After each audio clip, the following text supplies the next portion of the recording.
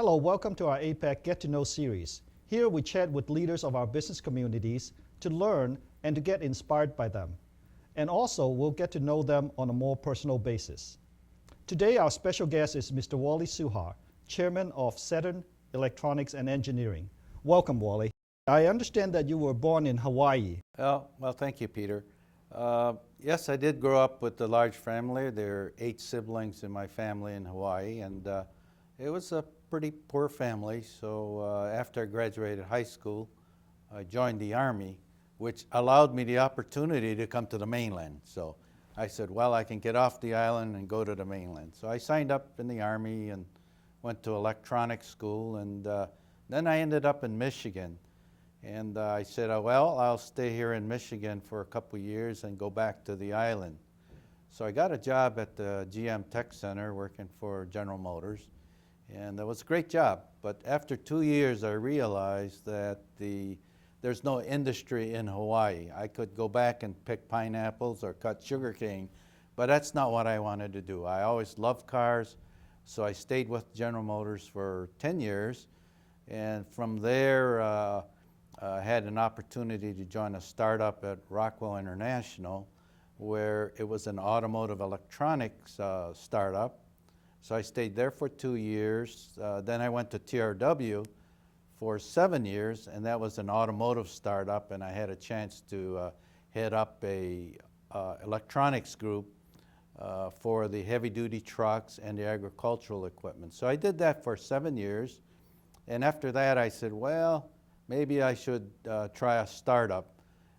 So in 1985, I decided to leave TRW, which was a secure job, and to go on a startup and pursue one of my dreams.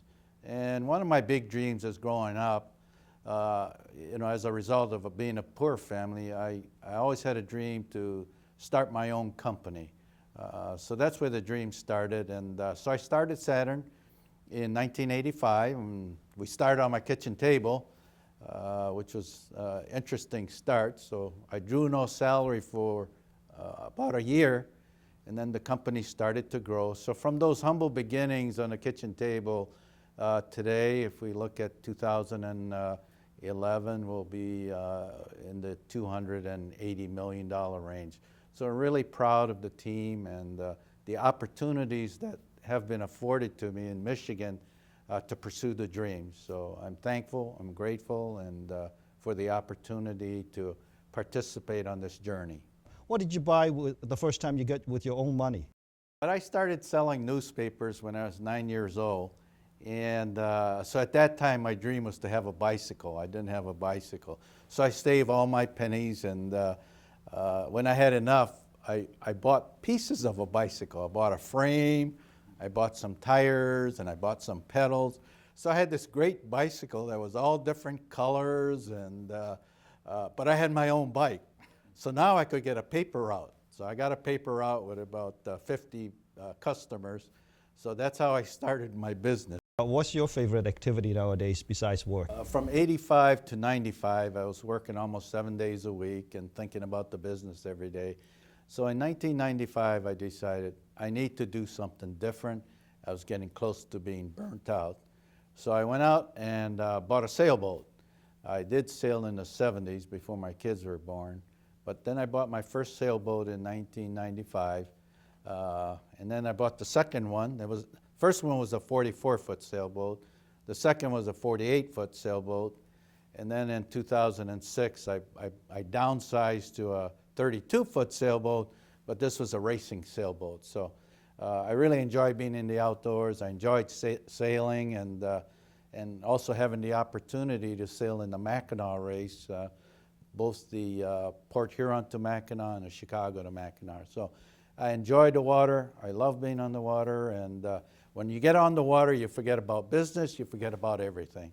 And you just take your mind off of business. And when you come back Monday morning, you're refreshed. So that's been a good outlet for me to unwind and just get my mind off of the business. If you know the answer to any questions besides what's the meaning of life, what would that be?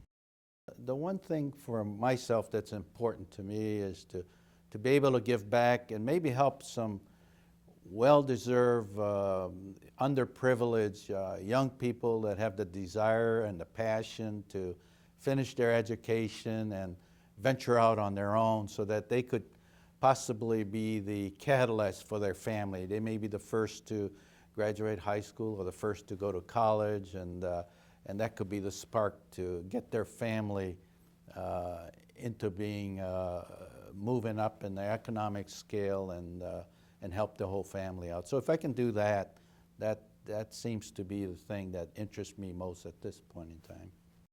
If I were to ask, what's the one thing that you always wanted to do but haven't done yet?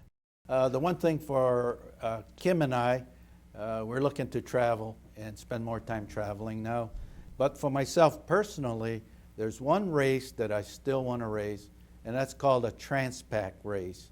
And that happens every 2 years, and the race goes from LA to Hawaii. Wow. And that race, ever since I was a youngster, you could see the sailboats coming in, and in those days I could only watch and wonder how could people do this. But I do need to do that one race, so probably in the next 2 years, they'll be racing 2 years from now, and I hope I can do that race at that time. Well, we'll close with one last question. What's your favorite quote or a quote of your own? Have big dreams. However, having said that, there's another piece we need to add, is that to make dreams come true, you must be wide awake. So thank you for the opportunity, Peter. Appreciate the opportunity to share some of my thoughts and insights. Thank you. And thank you for joining us at APACC, and I hope to see you again in the future for other interviews. Thank you.